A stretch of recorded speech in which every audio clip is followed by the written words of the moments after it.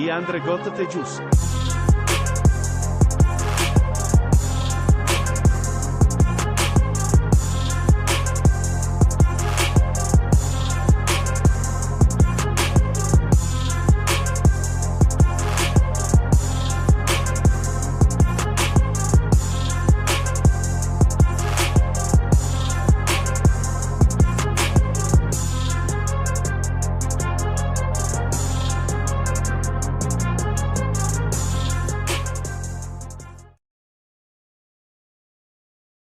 Glad you chose to stop by the channel today. Just wanted to give you an opportunity to really become a part of this community here at the Coach Smook Network. We like to call ourselves the AAA family. The AAA stands for authenticity above all. We just want to give you an opportunity to become a part of this community because we're growing and we're doing something special here as a fan base, not just for Alabama, but the fan community as a whole. We're creating an environment where it's safe to be yourself, be authentic, and meet people who share the same passion you share, whether it's for the same team or not. You can do this by becoming a member of the AAA family. You simply start by just clicking the link provided to you by one of the moderators in the chat, or it'll be pinned to the top of the chat. Click that link, it'll bring you to my homepage. When you get to my homepage, make sure you hit the notification button and turn on all notifications. Understand that there are multiple ways to support the channel, and each level has its perks. You can go through and read each perk. As we continue to grow, new perks will be added to each level. One thing we would like to highlight that all AAA members are greatly appreciated. It does not go unnoticed that you have taken time and hard-earned money to support this channel. Once you join, YouTube is going to ask for some payment information, and make sure you monitor your subscription dates. Also, if you really want to get interactive with the community and find out what's going on, think about joining our Discord family. This is where you can get into all the fan talk of the community, and also there are networking opportunities. Please be mindful that there are rules and that we expect everyone to treat everyone with respect. Also, if you're looking to partner with Coach Smook Network or sponsor, please hit us up at coachsmooknetwork@gmail.com, and our staff will get back to you in a timely manner. I'm your boy, Coach Smook of the Coach Smook Network, and I thank you for supporting this channel.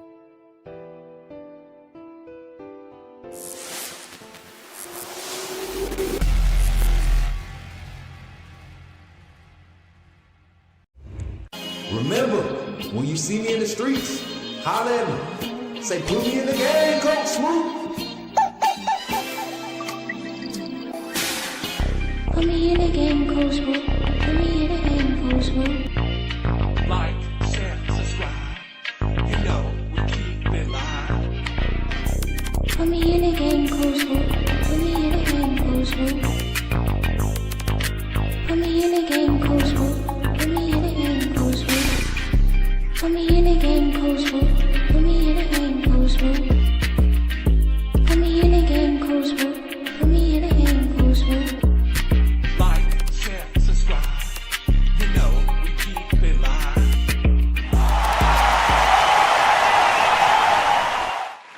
Sir, somebody say, put me in the game, coach. Let's go. Good morning, everybody. Good morning to everybody in the Coach Smook Network, the AAA family. What's good? TikTok, I see you. YouTube, I see you. Facebook, I see you. Twitter, I see you. Twitch, I see you.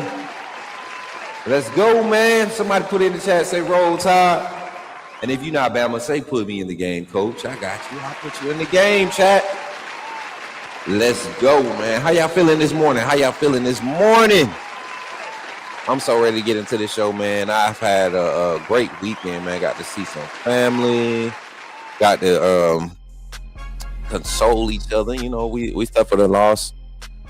We've actually suffered two losses in my direct circle, man. A senior member in our church passed away last week. We had that funeral this Saturday, including my uncle's funeral this Saturday. So, yeah, keep your boy in prayers, man. And you know, weird thing to say, but it seemed like it came. God knew when to, you know, touch me, right?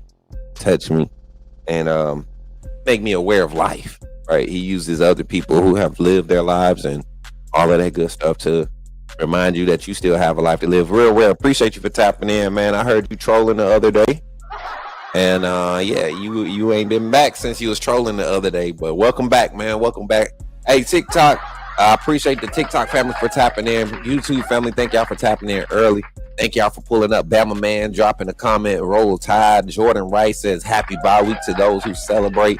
Urban Esses is back in the chat. And Mary J, look, the names are back normal again. I don't know what it is, but I guess YouTube doing his own thing, right? What's up, Sully? Good to see you, man. Tevin, good to see you in the chat, my guy. Good to see you, Jordan. I said that. Tim, what's good, man? Roll Tide, man. Listen, we're going to get into the show this morning. We got a lot to talk about. We're just doing today. We're recapping this past weekend's game like we do every Monday morning. We recap the past weekend's game. Now, tonight's show, we will be breaking down this season. We will start going through. We're going to open the phone lines to have great conversation. What's good, Queen of Hearts? Good to see you, beautiful. Good to see you. It's another great day to be a Bama fan. What's up, my brother? Good to see you. MJ, my brother, in the chat. So, like I said, tonight's call-in show, we'll open the phone lines and we'll discuss like the season. We'll just talk about different things. I got different key aspects, different progressions, certain problems, things that we're going to see, that we're going to talk about with this Alabama squad. We're going to relive some of the moments from each game, talk about moments of the season where we feel like we're game-changing moments or season-turning moments. We're going to talk about all that tonight on the call-in show. But here on this morning show, let's recap this past weekend's victory versus South Carolina. And as you come in, don't forget, y'all, look, we've been doing so good. I ended the live last week because my family, I told y'all I am a mama's boy. And Friday, you all know I went to go spend time with my family. Friday. My parents came in town to be with our cousins and our family. But then yesterday, my parents pulled back up, man, and it was a great time to be amongst family members, amongst friends, people that just love each other, man. And then got to spend last night with my old lady and her family, just talking. And you know, it's been a lot going on in our lives in general, but it's good when you could take time and spend that time with family. So thank God for that, and I'm grateful for you all. Do you think Alabama going to the national championship? Yes. Was that Dayton Williams? Appreciate you for tapping in. What's up, BL Steve over there on TikTok? Yeah, man, I do think we are going to make a strong push for the national championship. And this team right now and their mentality, man, you know, and it's things outside of football that I always can relate to. Being a man of strong faith, right? Having to live a life of faith over this past, you know, I've always had faith, but my faith has truly been tested over the past 2 years, man. 2020 into 2023 up until now, your faith has to be your source, man. And if you don't have a faith or you don't have a higher power that you truly rely on, you might be struggling just a little bit because it's hard in these days, this day and age, this time to really just get through the day, especially in America. If you're an American citizen, man, and you're living a good life, you're thriving and you're doing it the honest way, you are blessed. So take advantage of those opportunities, take advantage of that space and time and that season that you're in life, and enjoy your blessings, because we go through seasons, not necessarily cycles. We go through seasons, and not every season is enjoyable. Yes, it may be an opportunity for life, but that doesn't mean it's going to be enjoyable. So when you're not able to enjoy these seasons, rely on your faith to get you through those tough times. All right. So let's look at this game, man, from this past weekend against South Carolina. Let's break it down. We talked a little bit about it in the post-game call-in show. Sorry I didn't get to stay long, but we'll be opening the phone lines up a little bit earlier today. I'm going to give my back story or my post-game analysis today in the first segment, and then after that, we're going to open the phone lines. We're going to discuss all of the things that I discussed here online, and bring up any topics that you want to talk about. We're going to discuss key players. We're going to discuss improvements. We're going to discuss personnel. We want to discuss key plays. And today, for the first time in a long time, and I want to say this because I don't want the Bama Nation, I don't want Bama fan base to think I disagree with them with the officiating.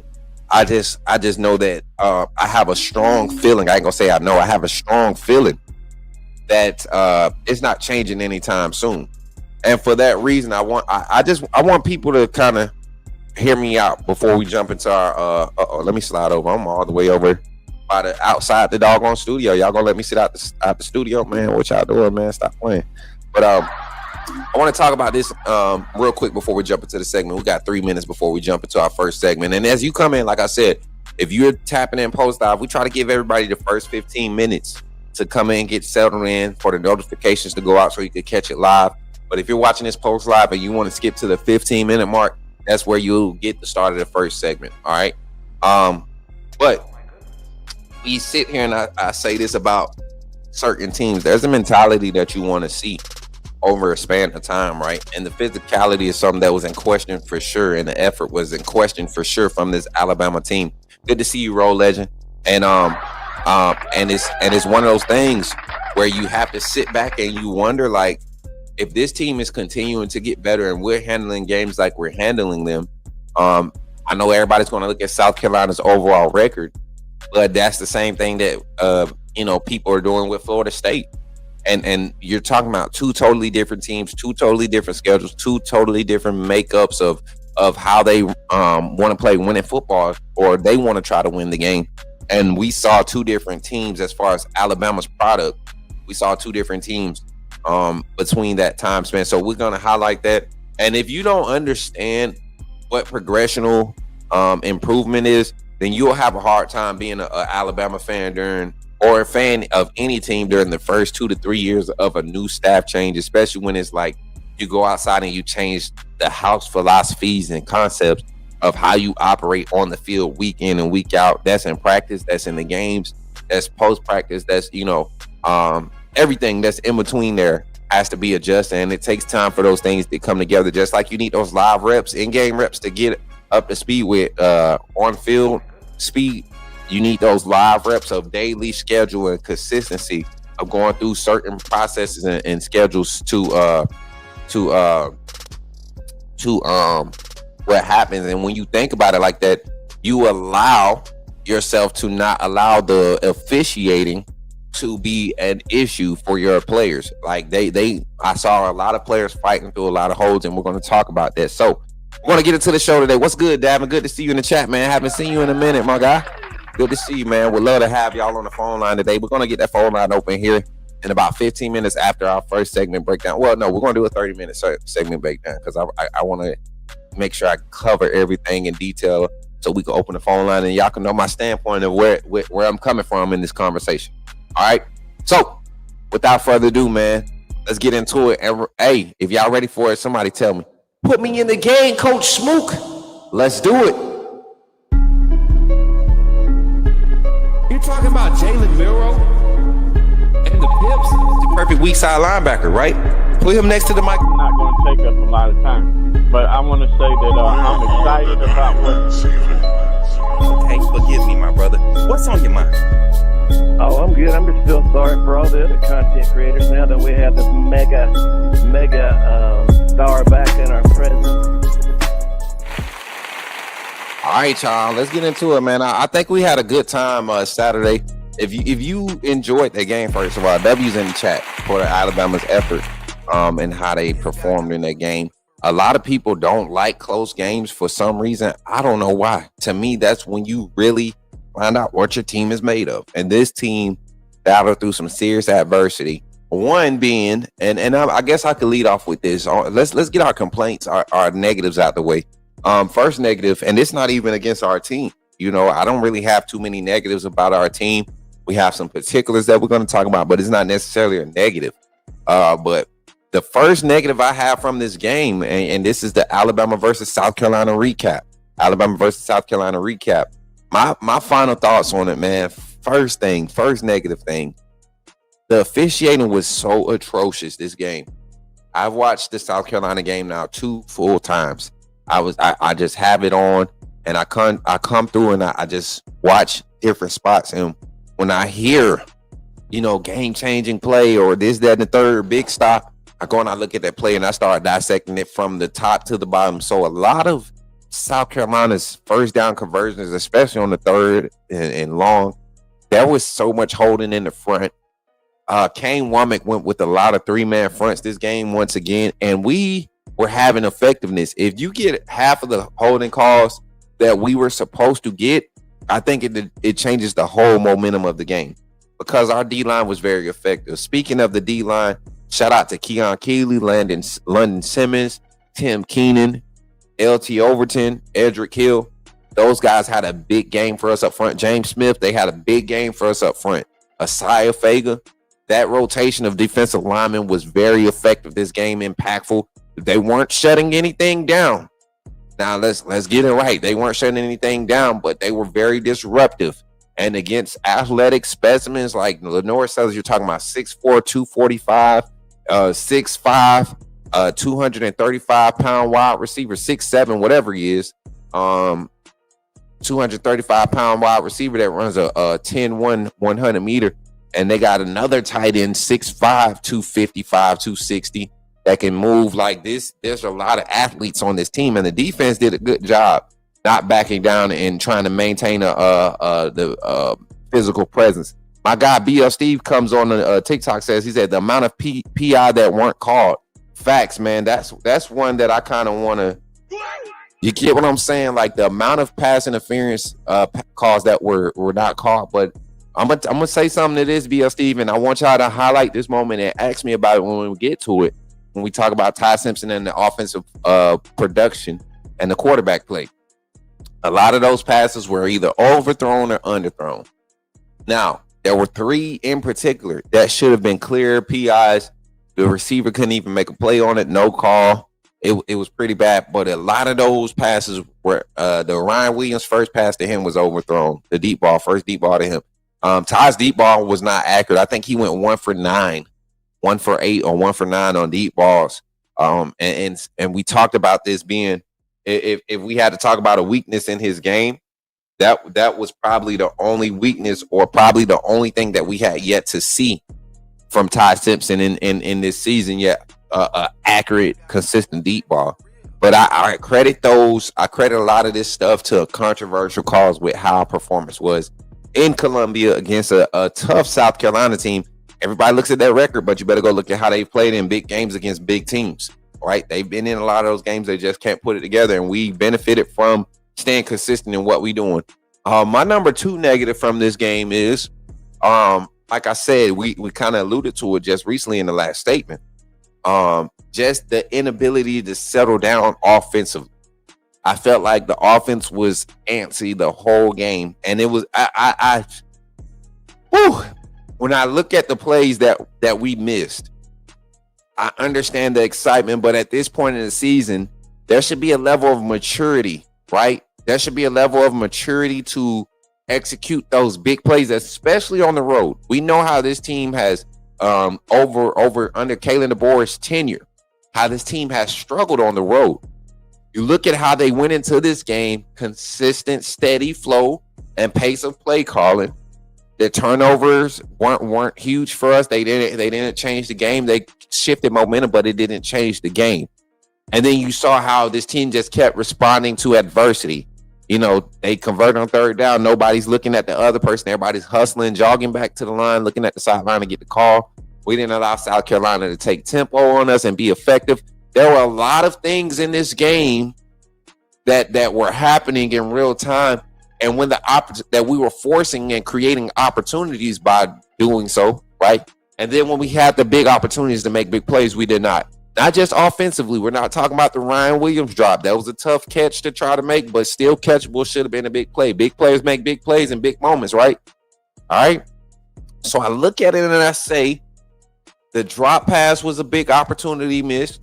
The 3 underthrown passes were missed. 2 overthrows were 2 missed opportunities.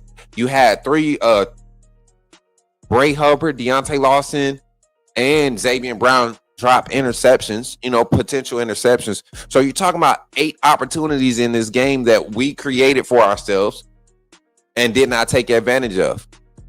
And I'll say this also. We limited South Carolina's opportunities to beat us for big plays.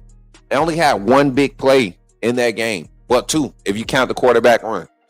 Two impactful runs by pass by Lenore Sellers to Nick Harbor, and then the impactful run, the impactful scramble by Lenore Sellers. Those are things that you kind of limit. And we talked about Alabama limiting the explosive. So we didn't miss on those parts as far as limiting the explosive. We missed the opportunities that were created after limiting those explosives. Let me jump in the chat real quick and run up some of these comments. Put me in the game, Coach. Will Bama. I don't waste some water, y'all. Let me see. All right, it ain't a bad leak. We good. We safe. Ain't no electronics nowhere. So we'll wait to get to that commercial break. Put me in the game, Coach Smook. Will Bama win out, winning SEC championship and getting a first week bye in week 1? I guess you mean the first round of the playoffs. I absolutely believe so at this point, man. I'm sorry, wrong button. I absolutely believe so at this point, London. And when I look at the matchups ahead, somebody made a writer or a media personality made a statement on Twitter earlier yesterday talking about Alabama gets the chance to go against an interim head coach at LSU.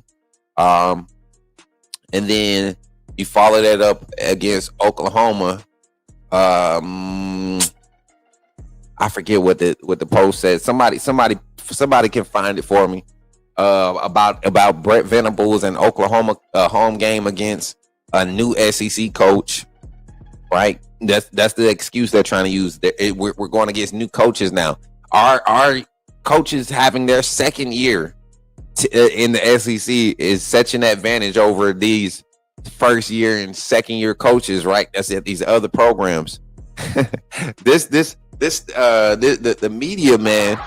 The people outside of Bama space, when Bama is winning, they're so funny. But yeah, I look at that. Then you talk about Auburn and Hugh Freeze, who's about to be on the hot seat. So, he's already on the hot seat. We just waiting for a phone call with Zach says W's in the chat. Jordan says, what a great game overall. That was too close, man. I was stressing, man. Stop. You one of them fans, huh? You don't like good games. That's what it is. You got to stop that. Good morning, Coach. What's up, Doug? Good to see you, man. We got whooped in the trenches, man. All right, we got one of them fans, chat. We're going to have to school them today. I don't think you're going to get another comment on the screen without that complaining.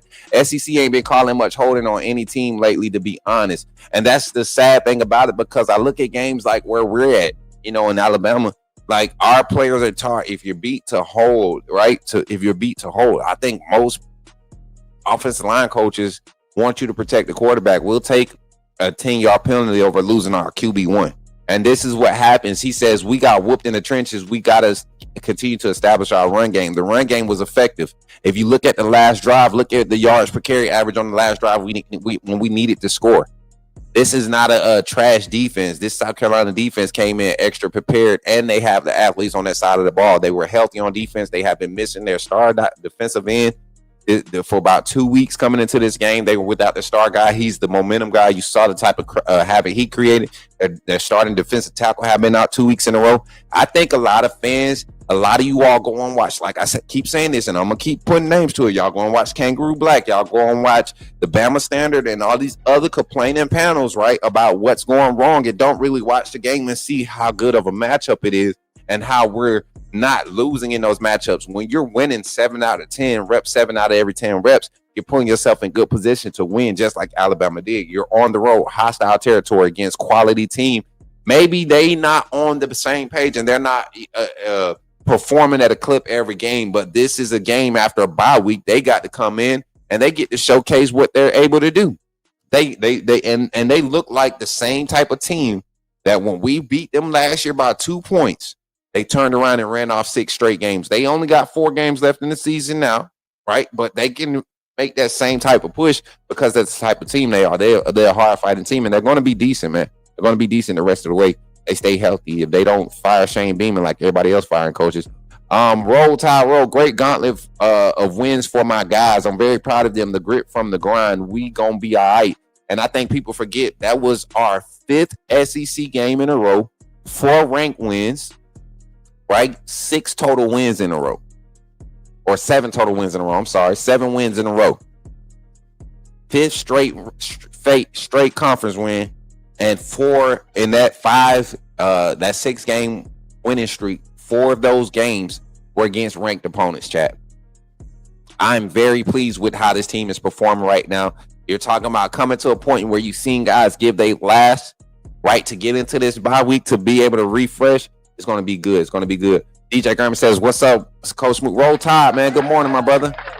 Another travesty was the running back room not properly blocking in pass pro. Ty Strip's fumble was because of Daniel Hill allowed on the edge. We're going to talk about that today when we talk about the running back performance. I talked about this for the post game.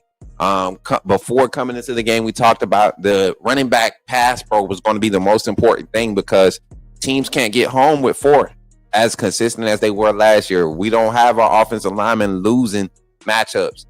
Wilk and Formby allowed the most pressures this past weekend, 4 pressures, right? 0 sacks from Wilk and Formby, though.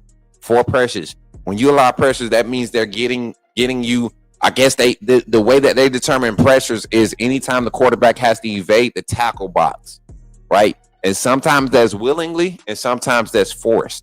Those are considered pressures. So when Ty Simpson has to step up and through the tackle box, or there's a broken tackle in the backfield, those are pressures. And he forced a couple missed tackles. You can see the offensive lineman chipping enough to create just enough space for him to step through. Ty's ball security in the pocket has been great. That's how you know that sack fumble was definitely not on him. You're absolutely right. Daniel Hill has to get better in pass pro because that's the only thing that we're lacking from our running back room, honestly. Consistency in pass pro, pass Jam Miller. Pass Jam Miller. So Daniel Hill has to be better. Deontay Pierre and Noah Carter have been demons off the edge. Justin Hill looking nice as well. Might want to consider moving Quay inside. Yep, to that inside linebacker position next year. Hey, you know what's crazy? Davin, we talked about this. We talked about this when Deontay Lawson was struggling and we saw guys flashing, Deontay Pierre flashing. We talked about this. I don't know why Caden's calling in today. I don't know why he's calling in early. Caden, if you in the chat, you know the phone line ain't open. I don't know why you call it the phone line. I tried to be come on, man. Tighten up. I think that's the best D-line we've seen in the SEC this season. South Carolina, you gotta think that's the first game that they have had a full healthy defensive line. They haven't been healthy since the start of the season. They came in week 1 and suffered 2 big injuries. Week 2, they had another guy. They've had some guys step in with talent, but not near the experience, right? And now you see them get fully healthy. They had a game plan. They had a week to prepare. If we don't get our running game, what you complaining about now? If we don't get our running game going, we will lose future games. We are one-dimensional at times. How are we one-dimensional when you're literally scoring off of the run game, where you're literally sticking to your averages? You guys keep number watching. Alabama only ran a total of 66 plays this game. Second fewest total plays ran in the season. We only had 60. What's that? We only had 70 plays ran against our defense. If you look at the overall time of possession for both teams, we were not whooped. It was a 5-minute difference. So the production, to see the equal production on both sides, you're telling me that we not being effective in the run game because we didn't have 300 rushing yards, or we didn't have the quarterback run for 50 of our total 100 in total rushing yards. If anything, we should be glad that we were still able to run the ball 23 times and win by possession. That's effective run game. That defense was disruptive. You talk about the overdose in the past game. This and I keep telling you guys, and you can agree and talk about that. The run game needs to be more consistent. Go back to the games where we weren't able to run the ball 30 plus times. We still had similar results. The run game is not supposed to be explosive. If you're looking for a 100-yard rush every game from this offense, you're not going to get it. Dylan Johnson was a beneficiary of being the only back in the room. He had one game where he wasn't injured last for that season in Washington, that 2023 season, when they had 1,000-yard rusher that everybody, they had 1,000-yard rusher. They also had a back getting 80% of the carries, and 3 other backs and wide receivers split in 20%. We don't have that ratio here at Bama. When you got a 40 or 50, 30, 10, 10 ratio between your backs, you're not going to have a whole bunch of backs with 80 plus yards in the game. You hand the ball off 23 times, get close to a doggone 3.4 yards per carry. You're averaging 3.1. You take the Caden Proctor run away from it. You put actual carries that resulted in carries, not trick plays, not Ty Simpson running the ball. You talk about carries. We talking about it at 3.9, a 3 point. Well, let me add it up again. 3, 1. Let me add it up. I'm a calculator, y'all. I'm going to do it. Minus Ty Simpson and Caden Proctor.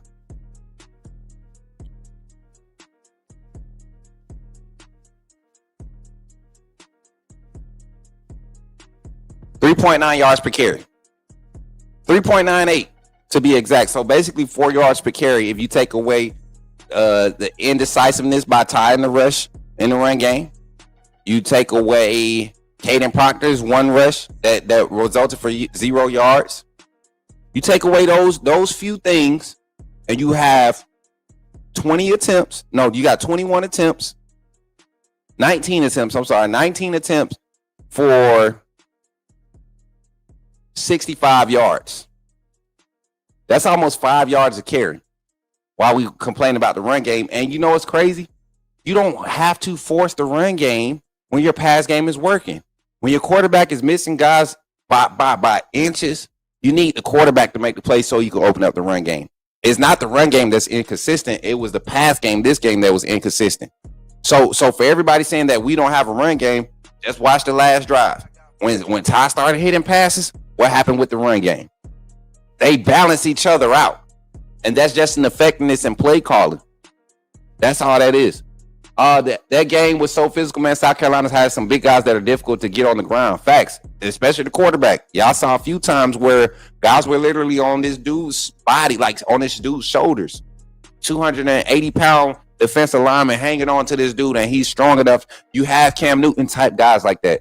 I know one thing clear. Number 1 was missed in the second half, and number 17 was definitely missing overall. Yes, 17 was missing the whole game, man. Latier Brooks, we saw his effectiveness and how him being able to spell Ryan Williams from that slot position allows our wide receiver core to look a lot more effective and explosive just because of the threat that he presents, because he's that effective in the run blocking.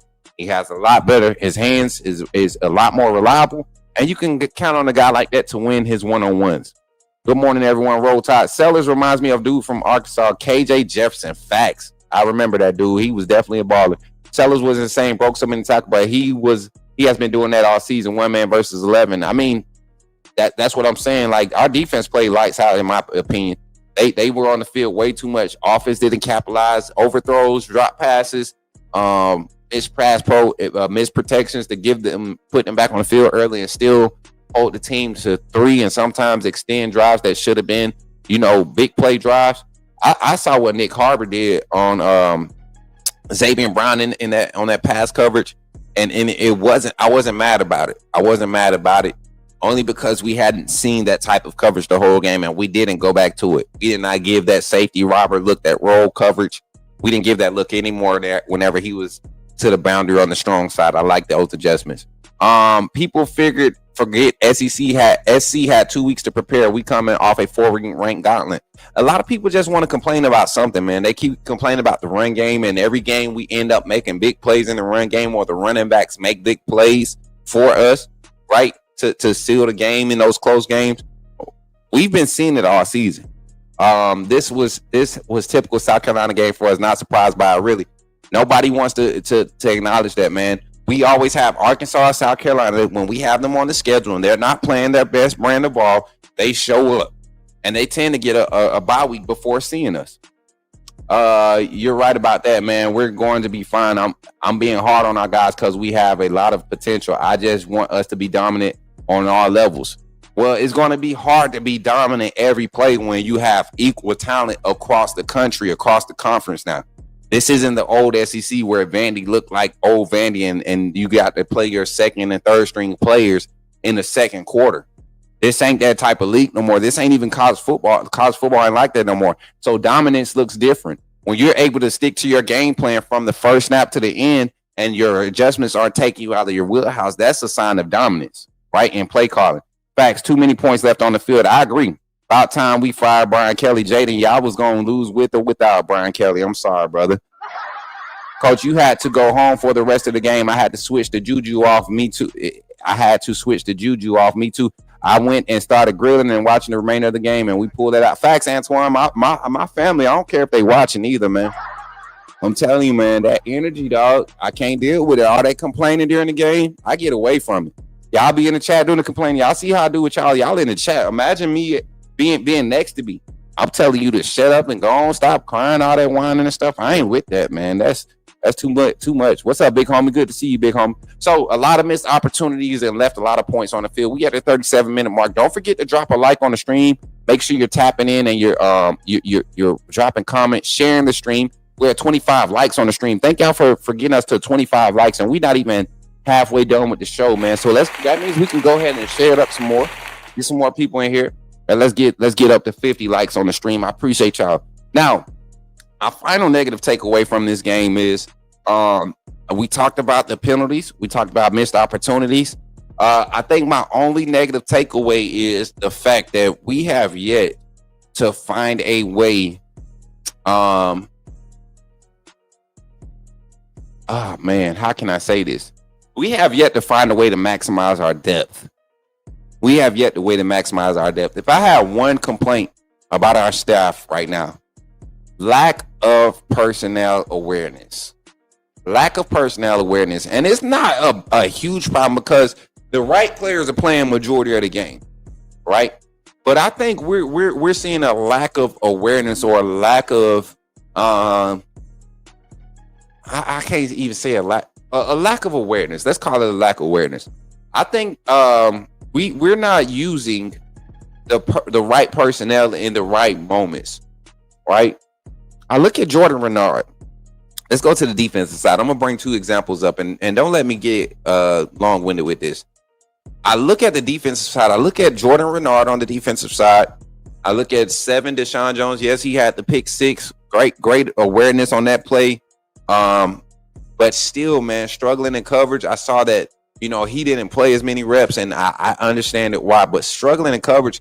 And truth be told, Justin Jefferson might make that play if Jones isn't there. He had a beat on the ball. He actually kept Jones from falling. Justin Jefferson played a great game too. That inside linebacker room, Kyle Green, Deontay Lawson, Justin Jefferson, they played another great game. Give it up for those guys, man. They've stepped it up. Probably the biggest improvement on the defense has been the inside linebacker play. But I look at those guys, Jordan Renard, Deshaun Jones, Damani Jackson, those guys on the defense. And y'all know I don't single players out, but I feel like we have enough talent behind those guys to give us an opportunity to be a lot more consistent and a lot more explosive. Just like my guy, what was brother's name in the chat said about guys being dominant. No traffic C. Just like you said, you want guys dominant on all levels. I think we're missing that because we're missing 2 or 3 guys in bigger roles. Not that they're not getting opportunities, but they're not getting. They need bigger opportunities. They need more opportunities. And one of those guys for me right now is Keon Keeley, 31 Keon Keeley. Let's maximize our personnel. Can we please get Keon Keeley for those games you don't have the sets for LT to be, or those 3-man fronts where you're looking for the athletic pass rush and the athletic ability and the strength to seal the edge. I think Keon Keeley has been better than Jordan Renard. I think he's flashed more than Kelby Collins, even though he's not more consistent. I think he just flashed more. Kelby Collins, 17, before his arm injury, he was very effective from the interior and coming off the defensive end spot at the Bandit, right? I like the rotation of 31, 17, and 11, 31, 17, and 22.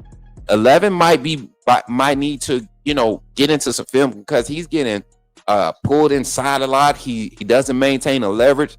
He tracked back to the ball a little bit better this game, but it's still there's like a delay. The gaps that he creates when he's not disciplined in his run lanes or his pass rush lanes, it's a lot of it going towards 11. And then when you get in the secondary, you look at Deshaun Jones. Anytime you see him one-on-one open field tackling, you're not worried. But why are you always behind the play? This game he made big opportunity. I give him his due, but if you watch the game, anytime 7 on the field, coordinators are going to target him, man. Shout out to Red Morgan for coming in and playing and making big plays. Had a big hit, a big sack against Lenore Sellers. So I look at what this defense is as far as dominance. I think we're 1 or 2, maybe 3 personnel away from seeing, and I'm talking about personnel in bigger roles, to see this team be a lot more down the field. What's up, Kareem? Good to see you in the chat, man. Shout out to the reactions on Facebook, man. We just got a reaction. Shout out to my family, Henry Gillis, for tapping in on Facebook. Henry, share this up, man. I don't know if you know how, but share this up on Facebook.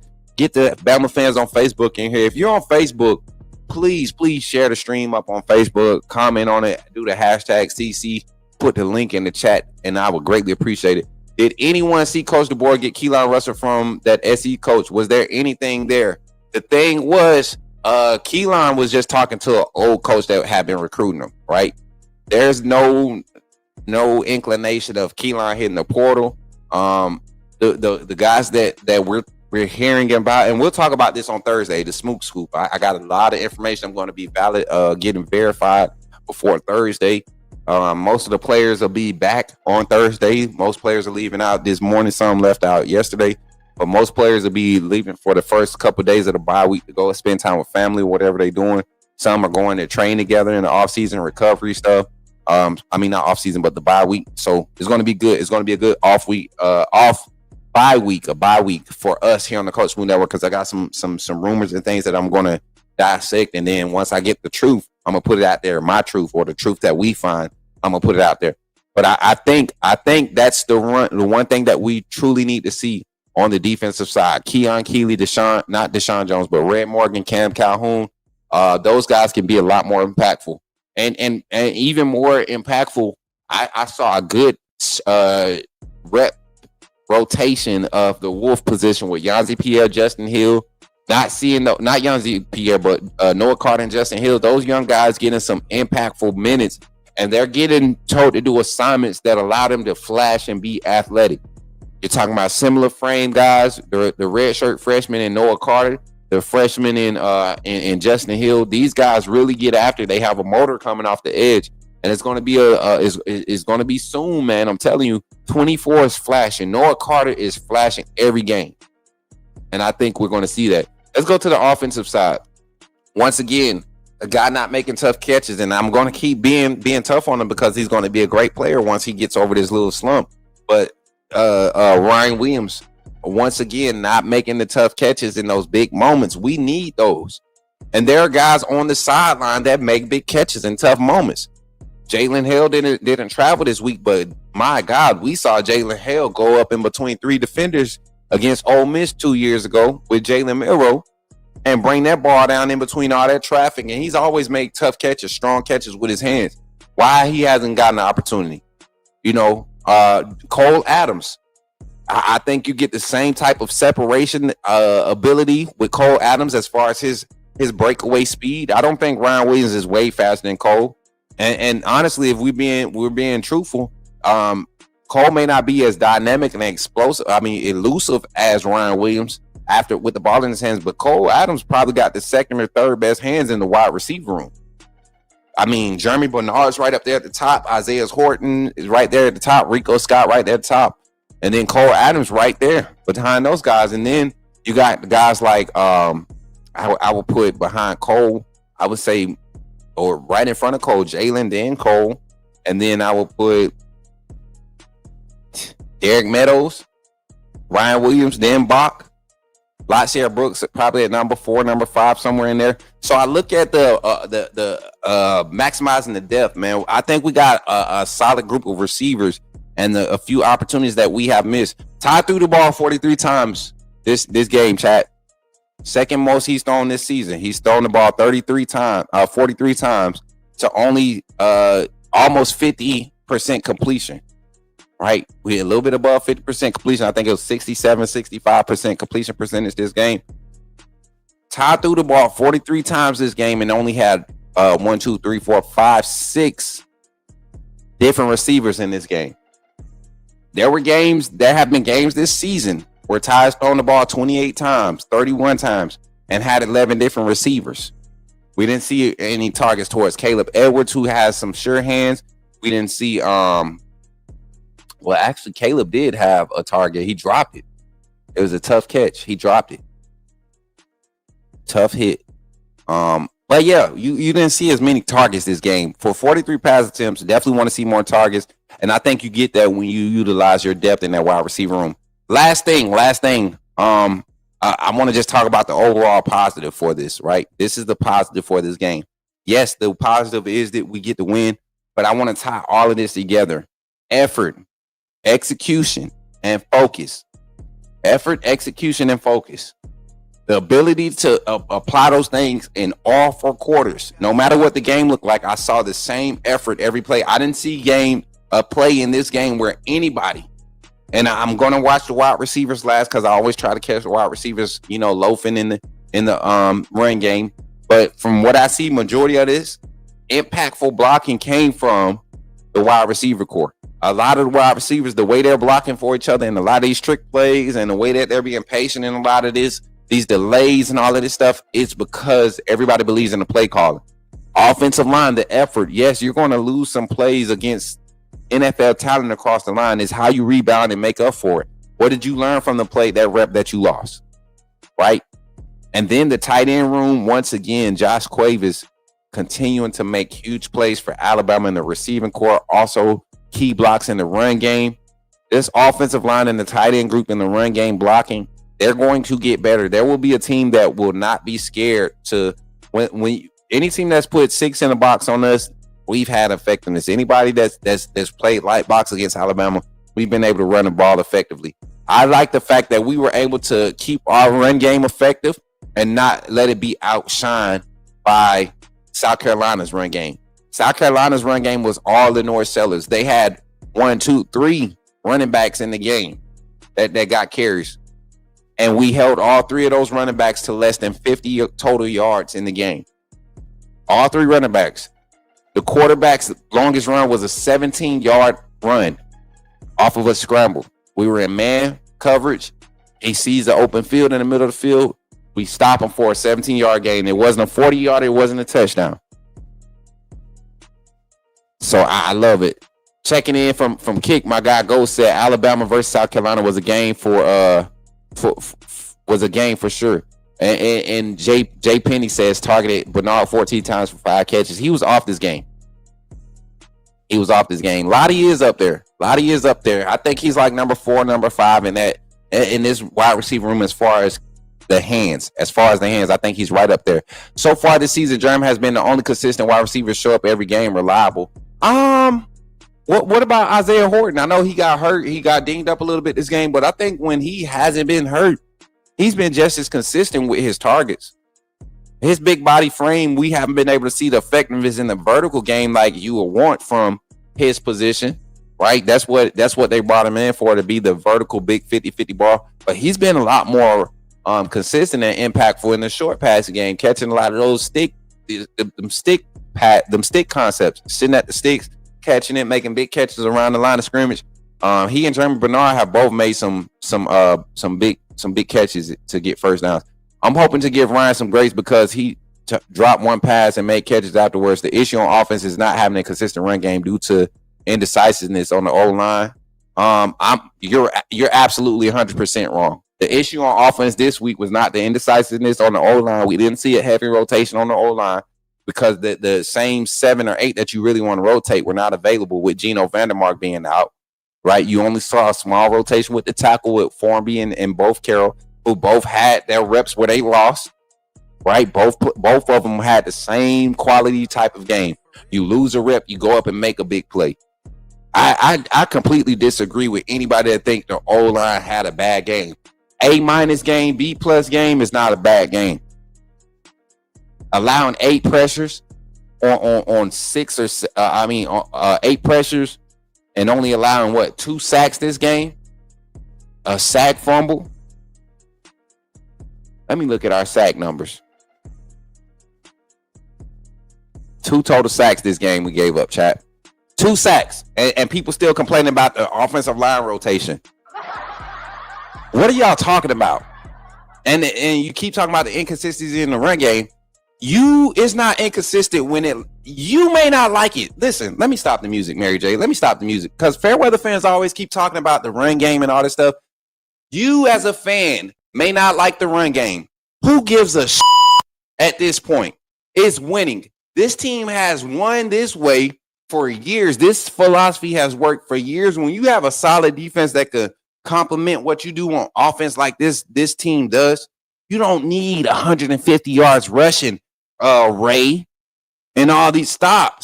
All the what you want is hit your target number 3.4 to 4.1 yards, 3.7 to be great, to 4.1 yards per carry.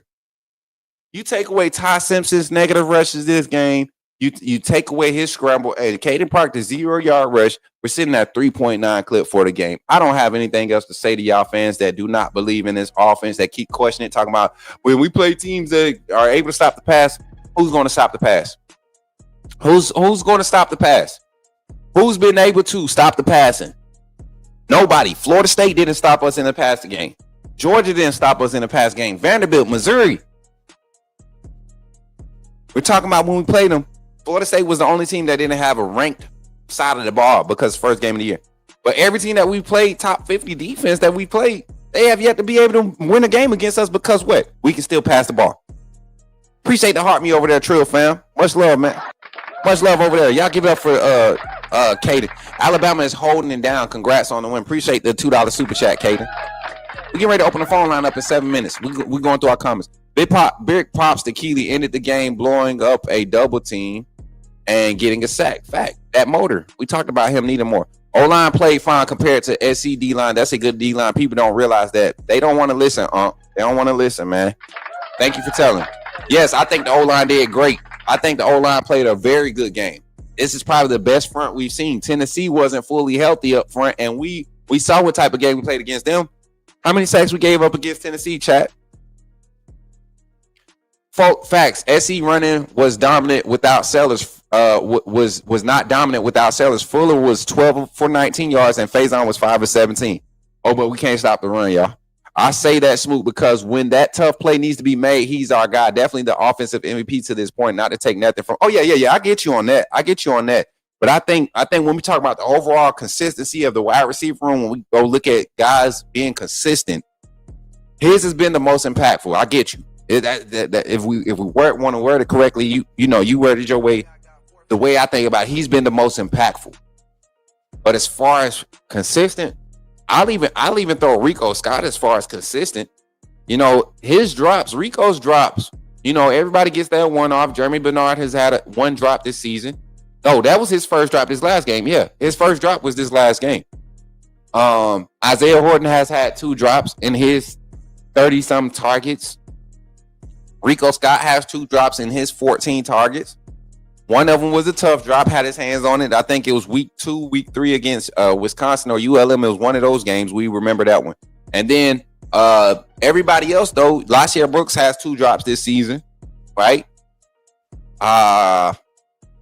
Everybody else has been consistent, though, getting better. The only person that's not getting better as far as the drops is Ryan Williams. He's averaging a drop a game. Right now, I think his drops right now is 2.3 a game. Right, and he hasn't been getting the heavy amount of targets either. I feel the tackles held up well playing against a future number 1 pick. Hey, Davin, after this past weekend or the past 2 weekends, they might have 2 future number 1s. Him being back, I forget his name, number 6. I forget his name, but him being back opened it up for their other edge rusher off the edge, and he was effective too. Number 33, he was effective too. Yeah. And Ray, ain't no answer to the question. I ain't gotta answer your question. All you do is complain, bro. You one of the most fair weather folks we had come through here, man. You one of the most fair weather AAA family members we got, bro. How you gonna sit there and talk about the O-line was trash? The O-line had 9 pressures on them total, or maybe 10, I believe. 9 pressures that I counted, and gave up 2 sacks. One of them wasn't even on the O-line. When you have help protection, the running back got to be able to get his call the right way. Daniel Hill missed that call. Caden Proctor stood right up and kept his lane. He forced the linebacker to the outside. Still tried to help with a chip because he had nothing coming inside. Daniel Hill did not step over to the left to make the right block. Didn't make the right chip and help that. If Daniel Hill gets that block, Ty Simpson steps up in that pocket. We see 2 guys opening up downfield. One on a crosser and a freaking release route downfield.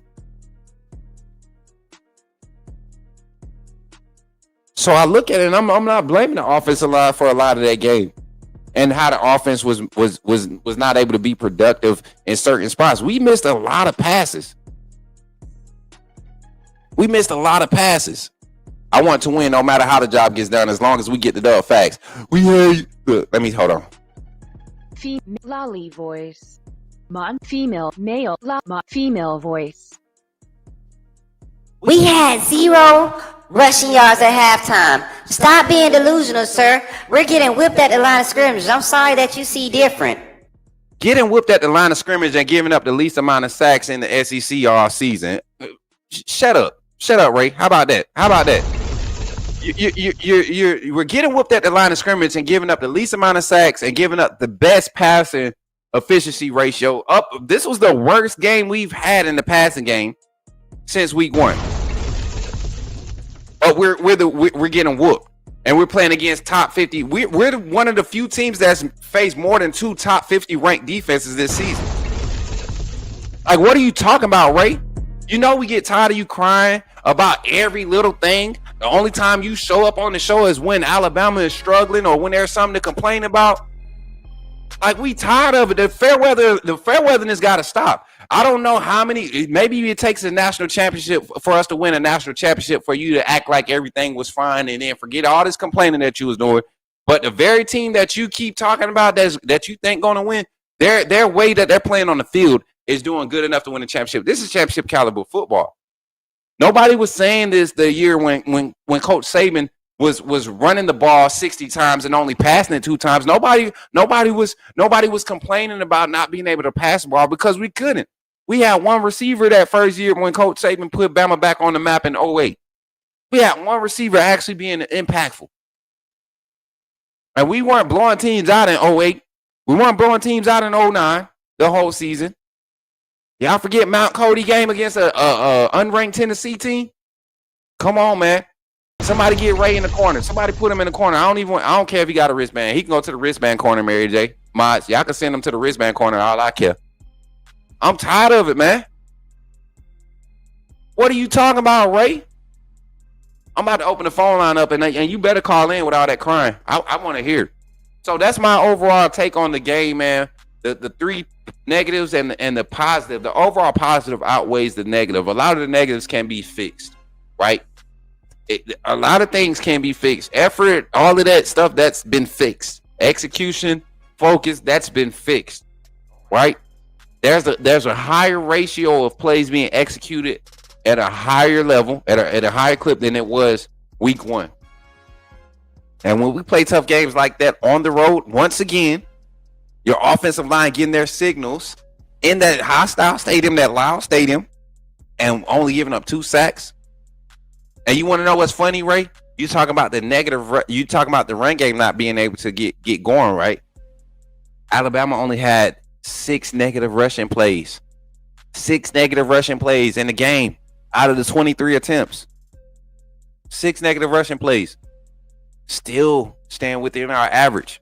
We only had 3 against last week, Tennessee. We didn't have a 100-yard rusher last week. People were complaining because Jeremy Bernard was the leading rusher for breaking a big run play. They're not looking at the fact that he only had 3 carries, 2 carries, extension of the run game. I keep telling y'all, you want to go watch turn around, hand the ball off, 3 yards in a cloud of dust type of offense. You better get on YouTube, start pulling up Alabama 2008, Alabama 2009, Alabama 2010. You're not going to see that no more.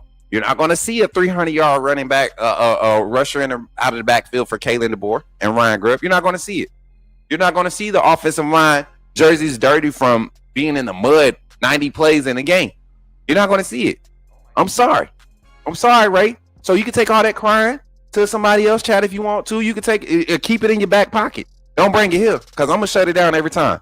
I don't want to hear it. You typing paragraphs again. Somebody put them in timeout. I don't want no paragraphs. Ray, you're on phone calls only restriction. Ray's on phone call only restriction. After this commercial, man. After this commercial, we're gonna come back. We're gonna open the phone lines. Y'all take your time, get your thoughts together, and when we come back, we'll hear your thoughts on the phone line. I'm your boy Coach Smook, and we're here on the Coach Smook Network for the Coach Smook Calling Show, reviewing Mary J. I just told you. I don't want to see no crybaby comments no more. I don't want no more. Listen, chat. I don't want no more crybaby comments and no traffic C. You can agree with them all you want. The facts will still remain. Alabama's run game has been the very reason why we've been able to close out games the way we have. And when you're able to do that, you're able to stay with the run game. You're not evading the run game like we did against Florida State. We stayed with the run game. Y'all gonna have to call in and talk that talk. I'm back, Walter. I'm sick of it. You got fans that don't watch the game for what it is, bro. You want fans that they think Mark Ingram and that 300+ pound offensive line and people loading up the boxes what offense is now. Nobody's doing that. Go in the SEC and find me a team that's averaging 280 yards passing a game and 150+ yards rushing. Go find it for me. Go find it for me. Go find a team since Joe Burrow's LSU. Since Joe Burrow's LSU that was able to have those type of offensive numbers. We haven't seen it. Even with Jaden Daniels, they didn't have an explosive run game. They passed to open up their run game, and they won. They found themselves pushing for a national championship. So y'all could miss me with all that. We'll be back after the message, y'all. I'm ready to light y'all up. I'm ready. All the fair weather fans, listen. You are on a no comment restriction. You will now be restricted to the phone line right after these messages. Join the AAA family. Glad you chose to stop by the channel today. Just wanted to give you an opportunity to really become a part of this community here at the Coach Smook Network. We like to call ourselves the AAA family. The AAA stands for authenticity above all. We just want to give you an opportunity to become a part of this community because we're growing and we're doing something special here as a fan base, not just for Alabama, but the fan community as a whole. We're creating an environment where it's safe to be yourself, be authentic, and meet people who share the same passion you share, whether it's for the same team or not. You can do this by becoming a member of the AAA family. You simply start by just clicking the link provided to you by one of the moderators in the chat, or it'll be pinned to the top of the chat. Click that link. It'll bring you to my homepage. When you get to my homepage, make sure you hit the notification button and turn on all notifications. Understand that there are multiple ways to support the channel, and each level has its perks. You can go through and read each perk. As we continue to grow, new perks will be added to each level. One thing we would like to highlight that all AAA members are greatly appreciated. It does not go unnoticed that you have taken time and hard-earned money to support this channel. Once you join, YouTube is going to ask for some payment information, and make sure you monitor your subscription dates. Also, if you really want to get interactive with the community and find out what's going on, think about joining our Discord family. This is where you can get into all the fan talk of the community, and also there are networking opportunities. Please be mindful that there are rules and that we expect everyone to treat everyone with respect. Also, if you're looking to partner with Coach Smook Network or sponsor, please hit us up at coachsmooknetwork@gmail.com, and our staff will get back to you in a timely manner. I'm your boy, Coach Smook of the Coach Smook Network, and I thank you for supporting this channel.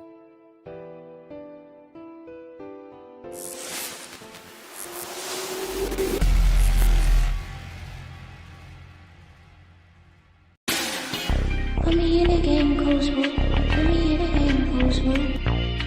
Like, share, subscribe. You know we keep it live. Put me in a game, Coach Smook. Put me in a game, Coach Smook. Put me in a game, Coach Smook. Put me in a game, Coach Smook. Put me in a game, Coach Smook. Put me in a game, Coach Smook. Put me in a game, Coach Smook. Put me in a game, Coach Smook. Like, share, subscribe. You know we keep it live.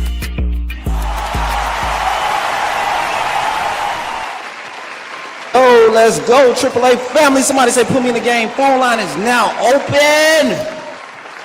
Call in, say your name, put me in the game. Coach Smook, 334-625-1121. Please.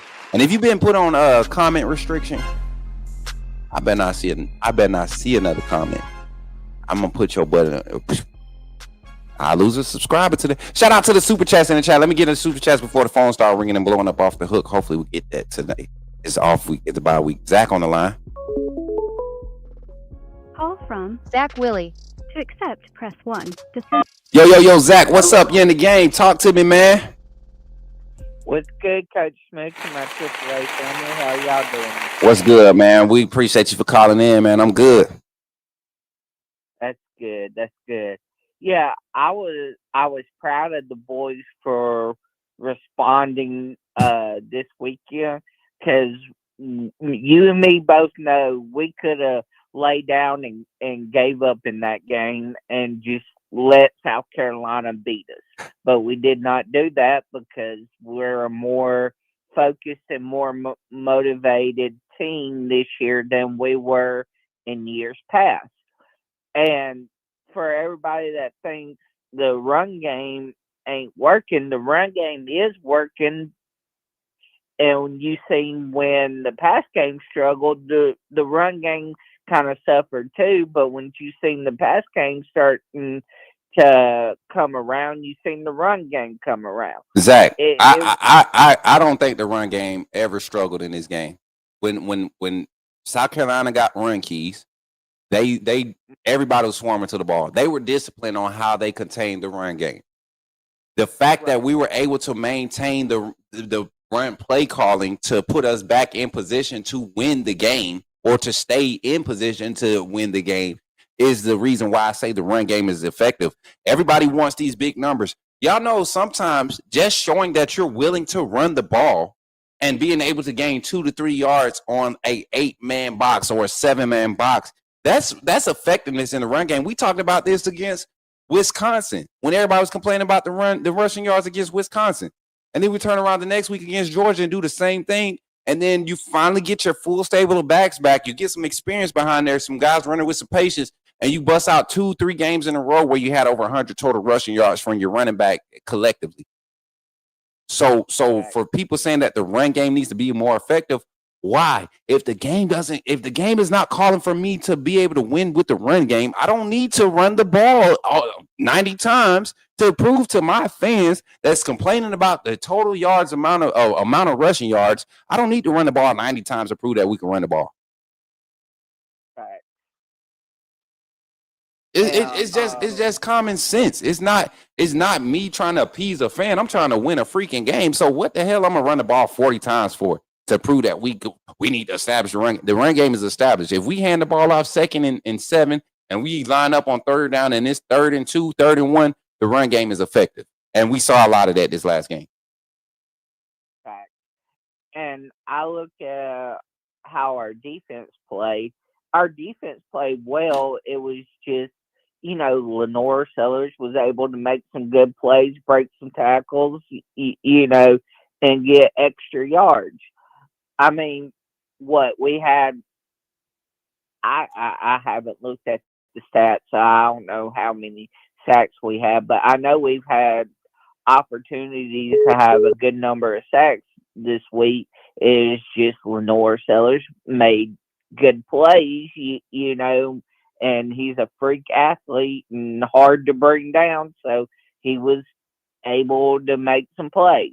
If it wasn't for that, the game wouldn't have been as close as it was, even though we struggled like we did.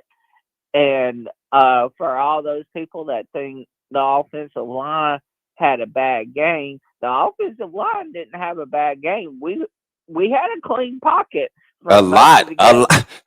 Zach, how many missed passes did we have in the first half, man? Everybody talks about the run game in the first half not being effective, but South Carolina did to us what Missouri told us to do and what Vandy told us to do. Beat us in the passing game. Beat us in the passing game and you got us. And we almost did not do that because just like we were consistent with our philosophy of how we want to approach the game offensively, they were consistent in their philosophy of how they want to approach the game defensively. And they gave us the opportunities that we wanted them to give us and that they wanted to give us. We missed on so many passes. I think I counted 11 overthrows, underthrows, or missed passes in this game from Ty Simpson, which was not usual from him. And I'm not saying that's going to be a trend, but you had to expect at least 1 or 2 of those games from Ty in his first year as a starter. This on the road. Right. And playing the gauntlet that we just got done playing.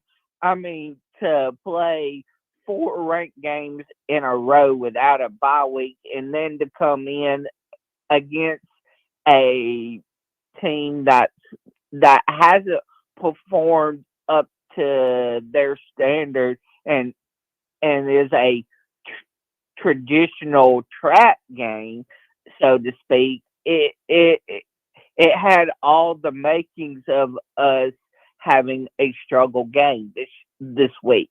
You know, and I'm I mean, Ty, kudos to him for being able to stick with it and bounce back right there when we needed it most, and lead a drive, not only a drive to tie the game up, and then I've heard a lot of people say that play that Jeremy Bernard scored on right there at the end with, like, what was it, with 34 seconds left in the game or whatever, that the game is rigged and all this, and now they rigged the game, and South Carolina let Alabama win, and all this and that. South Carolina did not let us win. South Carolina did let us score on that play to give them an opportunity. No timeouts. They was trying to score with the 38 seconds left on the clock, and to me, right, that was a mistake by them. That was a mistake. That was a horrible mistake by them. Right. You look at bad play call, but you know, you do what you think is right in the moment, and sometimes it works out for you, sometimes it don't. Facts. You know, it didn't work out for them this time. You know, and so all you can do is prepare for your next game. Facts, man. And I look at this team right now. I look at where Alabama is post game. A lot of questions about, you know, different players who haven't been showing up. We're going into a bye week. I say this week is when we get those real conversations. You know, we talked about this last year. You'll start seeing kind of some guys maybe not dressing out the rest of the season, kind of focusing on their future plans to hit the portal or, you know, further advance their career on the collegiate side of things. And guys got to look at it from a schematic standpoint right now. Who's in the scheme right now and excelling? And I look on that defensive side. Keon Keeley, I know he's had problems in practice. Maybe doesn't know every part of the playbook, but we need that guy. Who was somebody that kind of flashed on the scene this game for you that you were like, okay, we need that guy for the rest of the season? I'll also say Keon Keeley,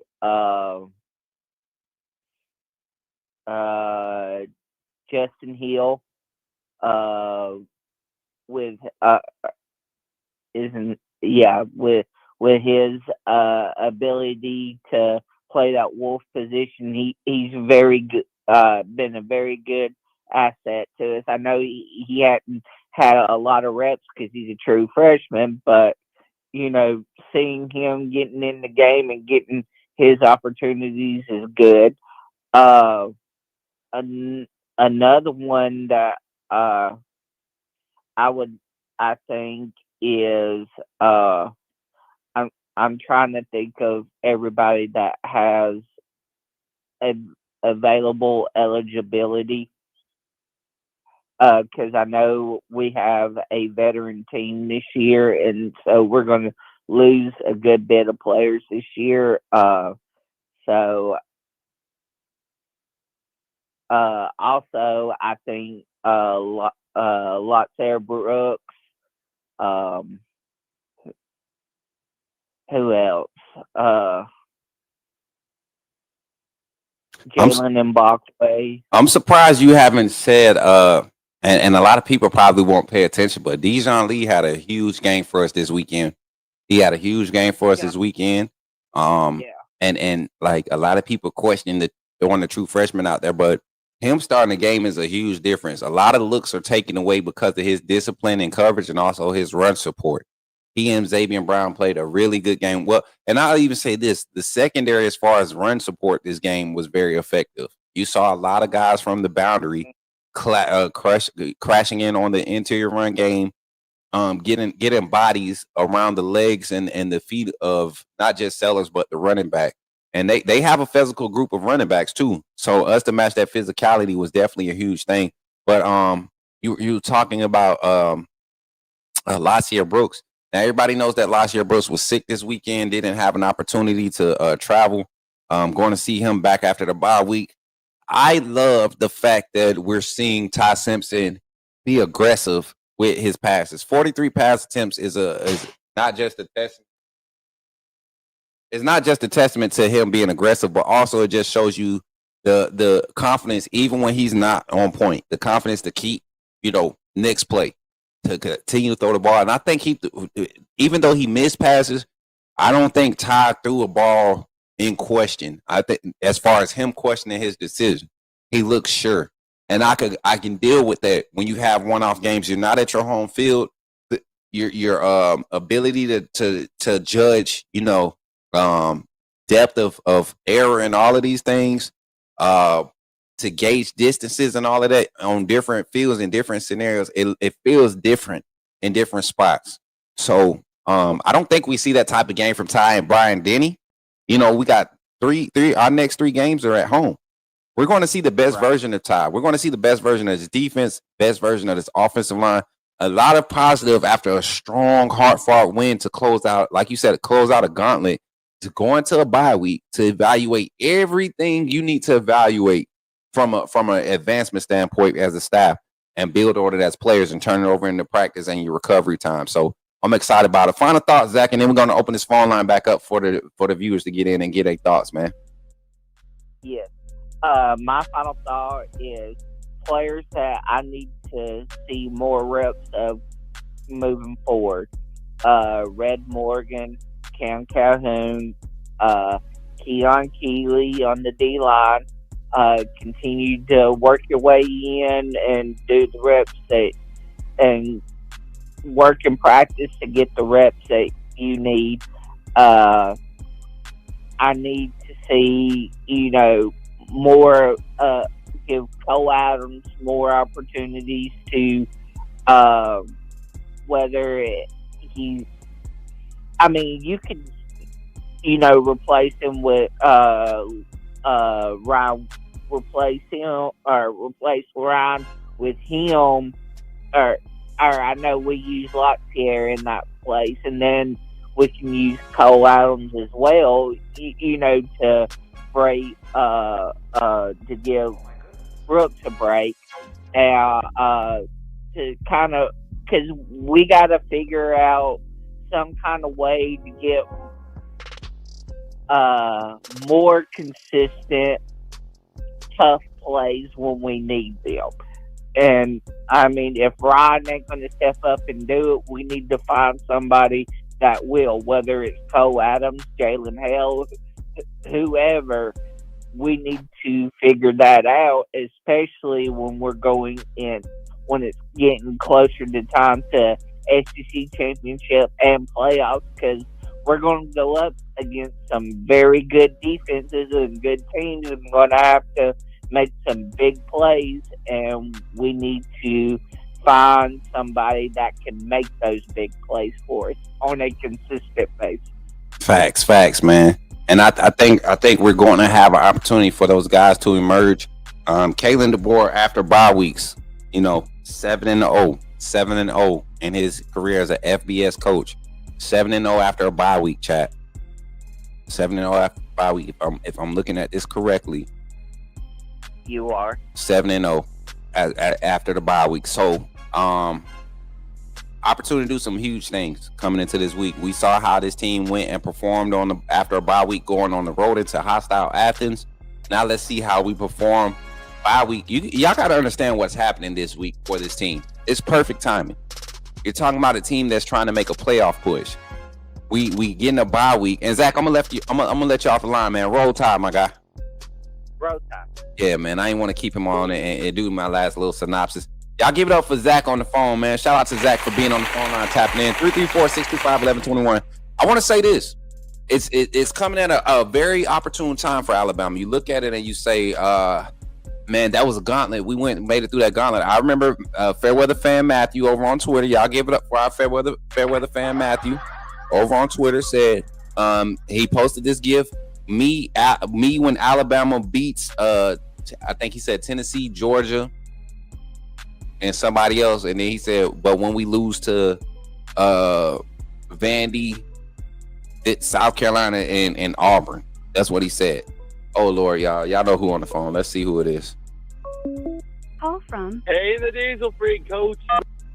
Kaden, you in the game? Coach Smook, man, talk to me. Roll Tide. Coach Smook, how you doing this morning, sir? I'm good, Kaden. How about yourself? Oh, living the dream, buddy. Living the dream on God's country, buddy. What do you mean? Okay, that's what's up, man. How you feeling today, man? Talk some football today. What you got today? Well, I wanted to make a big announcement, Coach Smook. First of all, I am now going to be an exclusive caller, an exclusive member of the AAA family. Kaden, he's a fool, man. So I like you, Coach Smook. I mean, you're as good as they come. I mean, I give you credit. Hey, appreciate that, Kaden. That's real, man. But you know what, Kaden? You can't label yourself an exclusive caller, man. That's for VIP members. We don't have many VIP members, right? You got to get you see when you join the AAA family, right? You saw the wristband, right? You had the first one, then you had a VIP one. VIP is exclusive, so anytime VIP call, they get on the line regardless. I don't think we ever went into detail about the details of what VIP perks are, but we'll go in and update that, man. VIP callers, you jump the line where it's the gaming content. Whatever content interactive content we have live, VIP members, they get to jump the line. So if you want to take advantage of that, Kaden, by all means, man. And as always, I appreciate your support. But what you here for, man? What you want to talk about? Because your Buckeyes ain't got nobody again this week, right? We're on a bye week, but I wanted to talk about I know the humor about my Buckeyes, but I just wanted to come and say some positivity about the Crimson Tide. First of all, y'all struggled for the last couple of weeks, and you guys put the hammer down to the coffin. You put the nail in the coffin and said, you guys are a legit team. I'm going to tell you what, Alabama's one of the few legit teams in the SEC right now. And y'all proved my point correctly. So I give Alabama props. First of this season, I thought, they weren't going to do much. And then after a couple weeks, I was like, all right, I'll see what they're up to. And then beating Tennessee and South Carolina, man, you guys just really made me positive that y'all are a legit team. So, I mean, I give Bama props. Thanks, man. And you know what, Kaden? A lot of people that wrote Alabama off after week one, I get it. I get it. That team, that effort that we displayed against Alabama, against Florida State, that's not championship caliber team. That's not championship caliber football. And so I get it. But I was more so against the fan base, the Bama fans that claim to be fans that were giving up so quickly. You know, it was sad to see that people were writing off the season after week one. And I expect fans outside the fan base to talk their trash and, try to ride the wave and get under other fans' skins. But if you looked at how that game was played against Florida State and the lack of just football being played for the Alabama Crimson Tide, then you would have had to think, man, at some point in time, it was either going to get worse, right? Or Kalen DeBoer, who has the second highest winning percentage in college football, active coaches right now in college football, second or third, can't remember, but has the second or third highest overall winning percentage, was going to find a way to win. I don't get it. So yeah, man, I don't get how people wrote us off. And it's funny that Ohio State fan is acknowledging the growth and the maturity in Bama and how we're able to win games, but our own fans are still finding small crap to complain and worry about and try to hang in the balance of the season. So but what else you got, Kaden? I mean, here's the other thing, Coach. Ray's over here. He's one of the most hard-headed Bama fans on this channel. Like, for God's sake, Ray, calm down and take a chill pill. Seriously. I mean, can y'all agree with me, or am I the only one that's telling him this? Hey, Caden, you don't get my support much often. You know what I'm saying? You don't get me to agree with you often. But you call my boy Ray on that one, and Ray my people. That's why I could tell Ray to shut up. We argue like that. We brothers, we family. So like people, they be like, man, he's so harsh. I only do that with my family. If I can't talk to you like that, then you probably don't need to hang around. You ain't family. I get it. Man, me and Davin got at each other before with disagreements, and Davin is a well-versed football mind. And I get it, man. Everybody got different viewpoints, but some stuff just don't need to be complained about. And when I say that, I'm talking about literally like Alabama's offensive line, the last drive. I just want y'all to go watch the game-winning drive. What? No, I take that back. Go watch the second drive in the second half on. Look at the adjustments made in the run game to create a little bit more productive run game. We had 0 negative rushes in the second half. 0 negative rushes in the second half compared to the 4 in the first half. Right. So I don't get it. No, I completely agree with you, Coach Luke. Bama is playing ball like they do. And I'm going to say this. I give Alabama props, and I acknowledge the fact that Bama is a good team. But what people need to realize is that Caleb DeBoer is taking a lot on his plate, especially as the head coach at Bama. And that's a tough position. And you're left with a lot of assets from Coach Saban. A lot. But also understand this, is that Caleb DeBoer is trying to win the games that are most important, especially for Alabama fans. But not only that, people can't go on the internet and complain about Caleb DeBoer. And most of and I can say this. I'll say this. And I respect Bama for that. I respect Caleb DeBoer for trying to hold the standard right. I give him props, 100%. I'm not sugarcoating shit, Coach Smook. I'm not. Like, everything I say right now is not bullshit. It's true out of my heart and it's out of my mind. And I'm going to be honest with you on this. And you can disagree with me on this. You can agree with me on this. I don't give a fuck. But, Bama is good. And you know what? They're proving that they're metal, that they're made out of good, and they're made well. They're iron well, and iron sharpens iron. And this team's proving me that point. But you know what? I tell people, Bama's got no good competition. Bama has no good competition. You don't think Bama plays any competition, Caden? The last couple of weeks, I mean, I'm gonna be honest with you, Coach Smook, and I ain't sugarcoating shit, as I like to tell people. No, they haven't. Bama's proven that they are made of metal, made of the same metal that Coach Saban came in and iron and sharpened them boys. And hey, I'll tell you, Caden, I gotta stop you there. We started our gauntlet stretch. We didn't get to warm up for the gauntlet, mind you. When we started conference play, we started with the number 5 ranked team in the country in Georgia, at Georgia. That's competition. And y'all beat them. Yes. And then we faced a number 16 ranked Vanderbilt team who just won another game. Their only loss and their only blemish on their record in the SEC is to Alabama. Their overall record, their only blemish is to Alabama. So this Vanderbilt team is not trash. Like people want to try to play it like it is. This Vanderbilt team is going to be in the playoffs. They're going to the playoffs. I already told y'all. Missouri, after that loss to Vanderbilt and the injury, they might not make it. They're missing that quarterback. He was a big contributor to their success this season. Number 14 when we played them on the road. We win that game. A close game on the road. Then again, Tennessee, a number 11 ranked team at home. We win that game by 3 possessions, by 17. Then this week on the road at South Carolina, not ranked, but another SEC opponent that I truly believe, if they're in the Big Ten with Ohio State and Oregon and Penn State, they're beating Penn State. They're going to give Indiana a run for their money. They're going to play Oregon tough because of the style of defense they play. And Ohio State might be the only team in the country that I think Alabama might have to go into page 5, 6 out of the 10-page playbook that we have. Right. And that's just because I just haven't seen Ohio State play anybody, but because of who they're playing and how they're winning, I have no reason to question that they are a talented team. But we don't know what Ohio State looks like in adversity. Indiana had adversity. We see what they're doing, and I don't care. They did it against Oregon. Oregon gave Ohio State problems last year. Mm-hmm. I mean, that's true. That's true, Coach Smook. And I've said this to you, and I said this as an honest brother. Like, we play no fucking competition in the Big Ten because it's one of the sorriest conferences besides the ACC. And I'm saying that with wholehearted honesty, Coach Smook. And I have a no sugarcoat bullshit code. I'm not gonna spit any nonsense to you. The only thing I'm gonna say to you honestly is that we're in a terrible conference.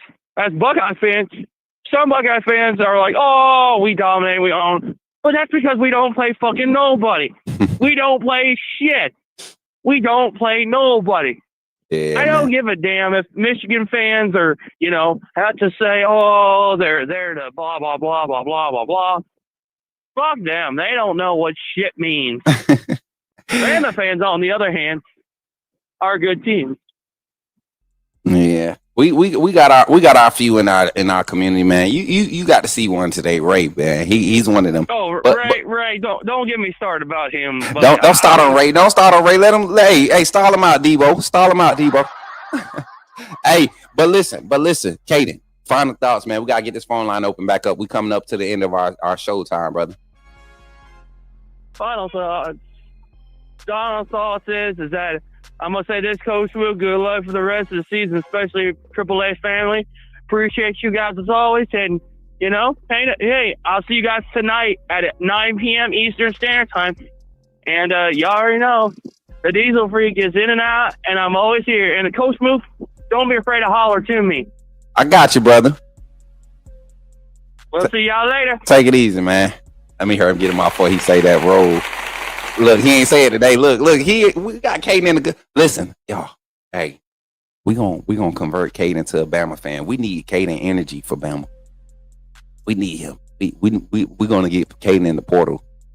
We're gonna get Caden in the portal. Yeah, yep. That'd be a good clip. Thank you. Look at Mary J. 251. Let's see who it is. Call from Cindy. Put me in the game, Coach. Yes, go. Yo, Cindy, you in the game with Coach Smook? Talk with me. Hey, buddy, how you doing this Monday morning? I'm good, Cindy. Just taking it all in.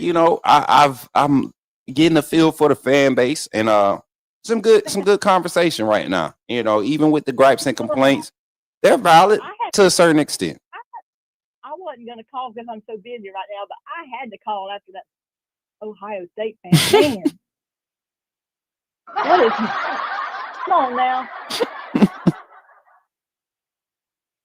He needs to bring his team on over to the SEC and see what would happen. And that's the only thing I can get at Caden about. Outside of that, we can't take nothing from Ohio State, and that's the messed up part about it.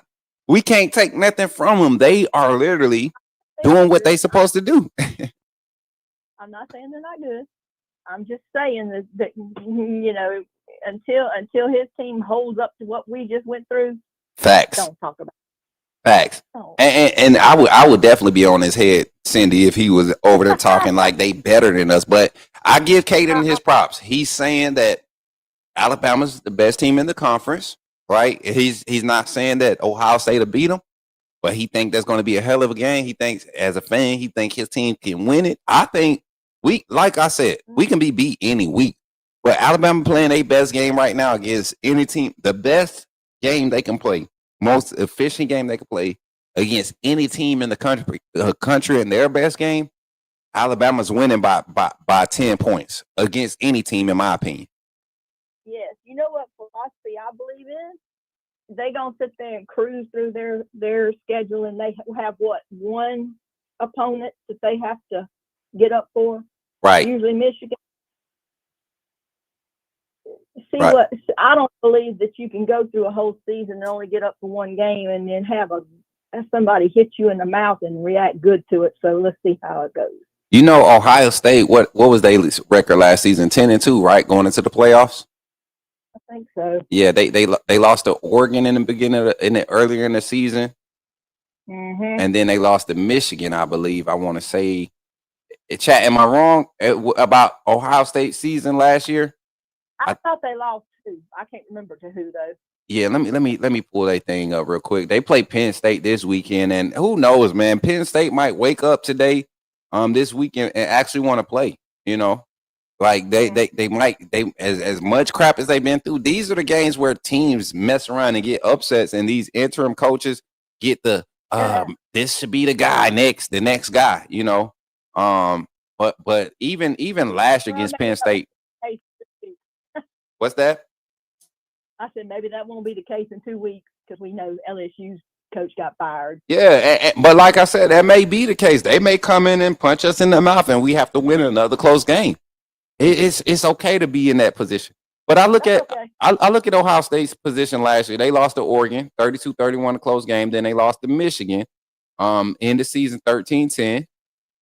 They didn't get to play for the conference championship, and they get into the playoffs. They beat Tennessee in the first round, beat Oregon in the second round, and for that rematch, they get Texas in the third round, and then they go and beat Notre Dame in the national championship. So They didn't have to play for their conference championship. they didn't have to last year to get in the playoffs. Man, That loss to Michigan put them out of it. that actually worked out for them. Facts. And a lot of people have that same mindset about Alabama this year. Well, maybe we don't need to go and see Texas A&M in the SEC championship so that we don't have to miss that first week of the playoffs. I'm a huge postseason bye week. I'm anti postseason bye week. I am so past it. I don't think you need that extra week to prepare. I think having an opponent, getting your guys out on the field and live reps has you prepared. You deal with whatever injuries you're going to have. You're able to adjust. Because now you go into practice with a game plan. You come into the game and you lose that guy. Now you got to fill this void here. This guy ain't got no live reps. He ain't really got no evaluation up until this point, but this is all we got left. Now we're giving ourselves opportunities to be targeted in certain spots where we may have a weaknesses. And I just feel like that's what the bye week does. You can prepare, but then at the same time, you're not warming up. Yeah. You like getting the momentum and keeping it, right? Yeah. And like now, you have a strong stretch of 5 games from Alabama, 5 in a row, 4 ranked out of the 5. You win. And the 4 ranked, you really handled those 4 ranked games. If we be honest, 2 on the road. It was a crazy gauntlet. And Caleb DeBoer and his staff didn't flinch. They didn't flinch. I think it's great, actually. College football's in trouble.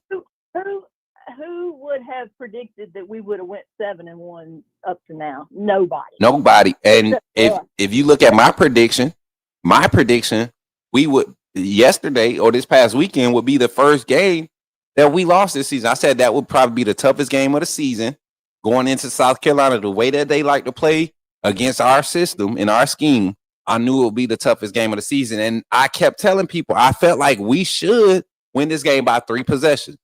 I gave my score prediction, but I said if South Carolina comes out and their talent shows up, it can be a tough game. And this is the one. Come on. You start the season with a tough game and you lose it. You go into your second break of the season with a tough game and you win it. People are still questioning it. Go ahead, Cindy. That's why I think we've grown as a team. 100%. Because last year we would have lost that.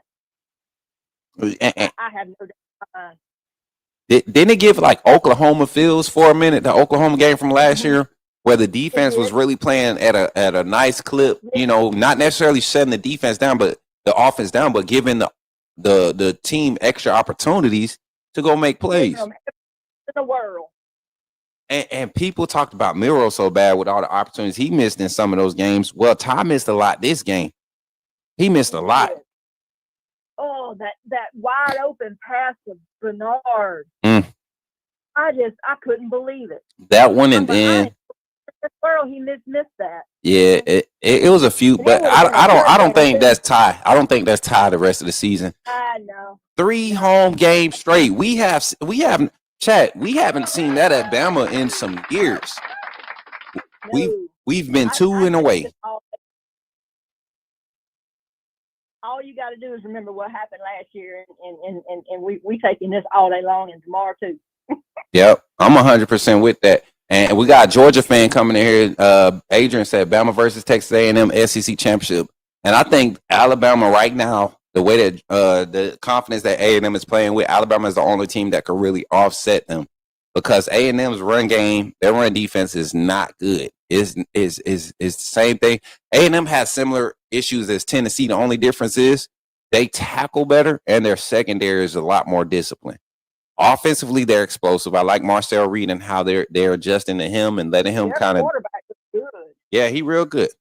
When ain't nobody trying to tackle him, as LSU looked like they were scared to tackle him last game. So I don't know. I like, if we see them in the SEC championship, I like that matchup to be a tough one, a good game. I'm not saying we're gonna blow them out, but that is a game that's winnable for us when you look at the matchups. And I think we present a problem to a lot of teams that nobody in the country is able to present right now, and that's our passing game. You know, when it's on, it's unstoppable. Nobody's been able to stop it. I don't see anybody stopping it. Final thought, Cindy, and so we can get this phone line open up for the last phone call. I got a question for you. What's that? And that's I'll get off the line. Okay. What do you think the coaching staff needs to work on in the bye week? What do you think they would focus on? Player evaluation. Okay. Like personnel, getting the right players on the field for the right amount of reps, creating opportunities for players who are trending in the right direction. And that starts with personnel evaluation, schematics, play calling. I have no issues with it. The only thing I'm having an issue with right now is personnel. I'm not too happy with Seven's performance up until this point on the defensive side. I'm not too happy with 11's performance on the defensive side. Why can he not wrap up? 11? Is he 11? I don't know who. I just knew Lawson. Oh, Lawson is 10. He waits on the player to come to him, and then one juke move and he's gone. Now one or two plays this game he got caught flat-footed, but Deontay Lawson this week is nowhere near the Deontay Lawson we were getting last year up until week 1 of this season. We got Georgia type Deontay Lawson since Georgia game of this year for sure. But is his injury in his head, or I don't think so. I think it's more so of in certain spots you're going to play it safe. Your body is going to naturally just tense up in cuttings type movements, and that's why I see him not necessarily making bad plays or missing plays when he has to plant real heavy. It's just a natural that the ACL, any ACL ligament injuries in the lower leg, mentally, that is the hardest thing to get over because you can't control the strength of that. Well, that's the reason why I was trying to give him a pass a little bit, but sometimes he acts like these players is rubbing Crisco down on their legs. Listen, and you got to look. Lenore Sellers is 4th in the conference as far as broken tackles this season. Not a running back. You don't have a running back in the top 5 as far as broken tackles. You got a quarterback. So for us to do what we did, 6 missed tackles this game, 6 total missed tackles. That's not just on Sellers. We're talking about 4 against Sellers, 1 on the running back, 1 on Nick Harper, the receiver.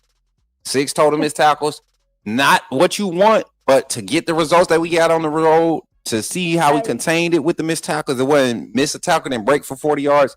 The biggest play we gave up on the ground was the 13-yard breakaway run by Lenore Sellers. He didn't score off of it, and the biggest pass play was that 42-yarder, I believe, or the 38-yarder by Nick Harper, 42-yarder.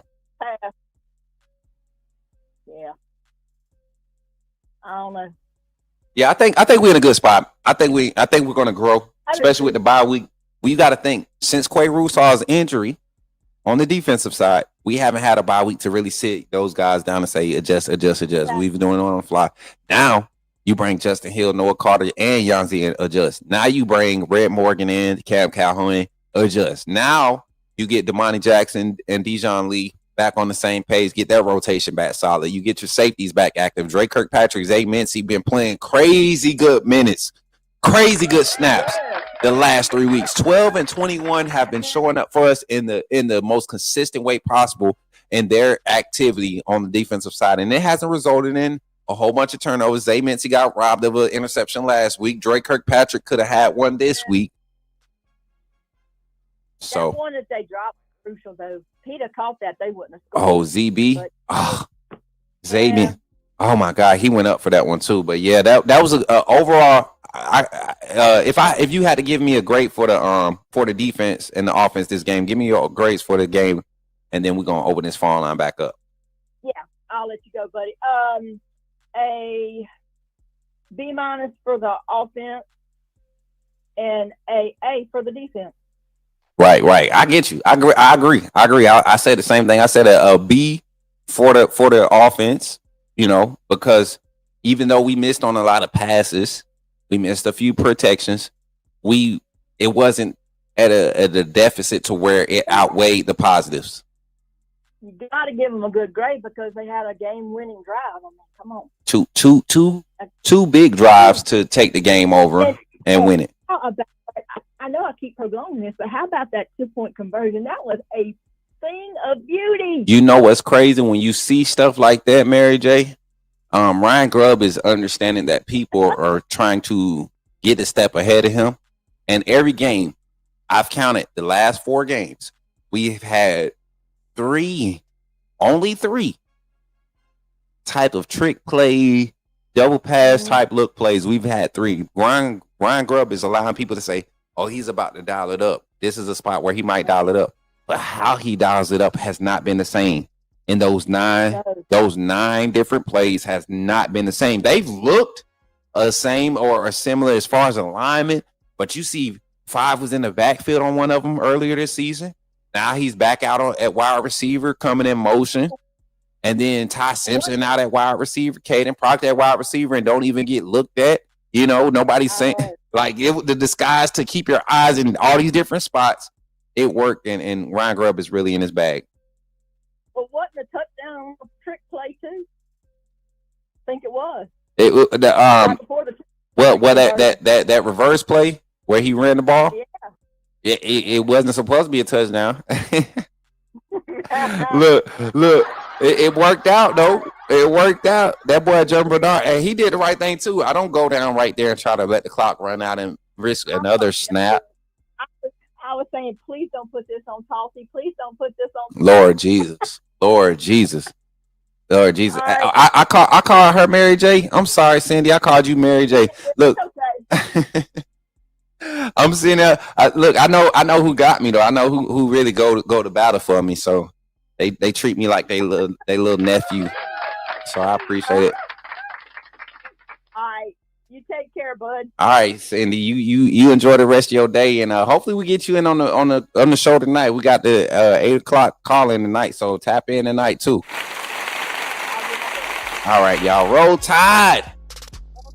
Yes, sir. Y'all give it up for Cindy in the chat, y'all. Phone line is now closed, man. That's going to be the end of our phone call segment. Listen, we're going to take this quick infomercial break, and when we get back, we're going to close the show out, and then we'll get y'all ready for tonight's show. Let's go. Somebody say it. Put me in the game, Coach Smook. Let's do it. Glad you chose to stop by the channel today. Just wanted to give you an opportunity to really become a part of this community here at the Coach Smook Network. We like to call ourselves the AAA family. The AAA stands for authenticity above all. We just want to give you an opportunity to become a part of this community because we're growing and we're doing something special here as a fan base, not just for Alabama, but the fan community as a whole. We're creating an environment where it's safe to be yourself, be authentic, and meet people who share the same passion you share, whether it's for the same team or not. You can do this by becoming a member of the AAA family. You simply start by just clicking the link provided to you by one of the moderators in the chat, or it'll be pinned to the top of the chat. Click that link. It'll bring you to my homepage. When you get to my homepage, make sure you hit the notification button and turn on all notifications. Understand that there are multiple ways to support the channel, and each level has its perks. You can go through and read each perk. As we continue to grow, new perks will be added to each level. One thing we would like to highlight that all AAA members are greatly appreciated. It does not go unnoticed that you have taken time and hard-earned money to support this channel. Once you join, YouTube is going to ask for some payment information, and make sure you monitor your subscription dates. Also, if you really want to get interactive with the community and find out what's going on, think about joining our Discord family. This is where you can get into all the fan talk of the community, and also there are networking opportunities. Please be mindful that there are rules and that we expect everyone to treat everyone with respect. Also, if you're looking to partner with Coach Smook Network or sponsor, please hit us up at coachsmooknetwork@gmail.com, and our staff will get back to you in a timely manner. I'm your boy, Coach Smook of the Coach Smook Network, and I thank you for supporting this channel.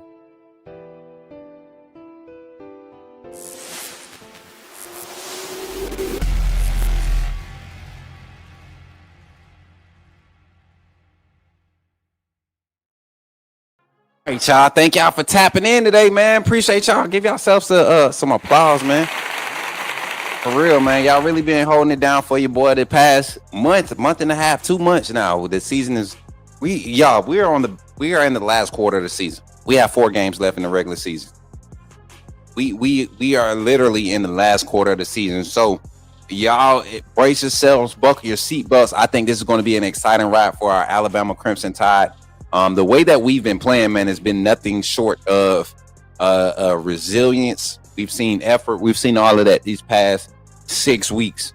And even in week 1, man, to be in a spot after that loss and then see Florida State decline and us continue to advance, that should tell college football fans of this day and age that you do not get to show up every week and expect that logo to win the game for you. Have to come up and win. So, yeah. They're not going to lose, bro. They winning out. They have no one left on their schedule. They're going to beat them. Oh, snap. Let me see what we talking about. Get them both on the field.